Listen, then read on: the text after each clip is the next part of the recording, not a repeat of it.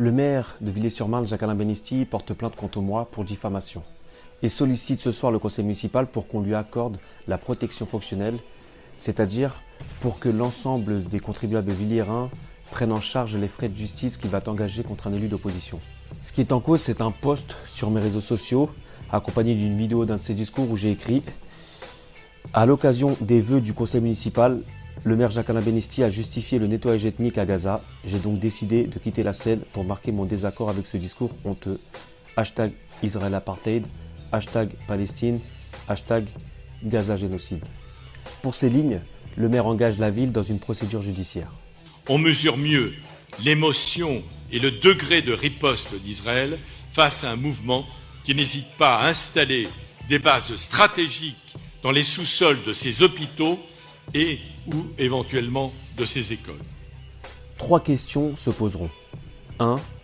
Est-ce que le maire a justifié l'opération israélienne? 2. Est-ce que qualifier l'opération israélienne de nettoyage ethnique tombe sous le coup de la loi? Et 3.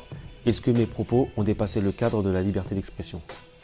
Visiblement, le maire n'assume pas la contradiction et le débat démocratique, il préfère judiciariser un désaccord politique.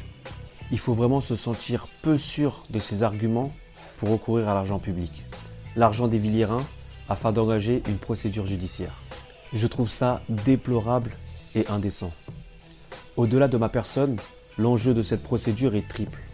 Elle vise à criminaliser toute parole critique envers l'action du gouvernement israélien, à intimider pour faire taire toute voix qui défend la justice pour une paix durable en Palestine, et enfin à remettre en cause la liberté d'expression des élus qui s'expriment dans le cadre de leur mandat politique.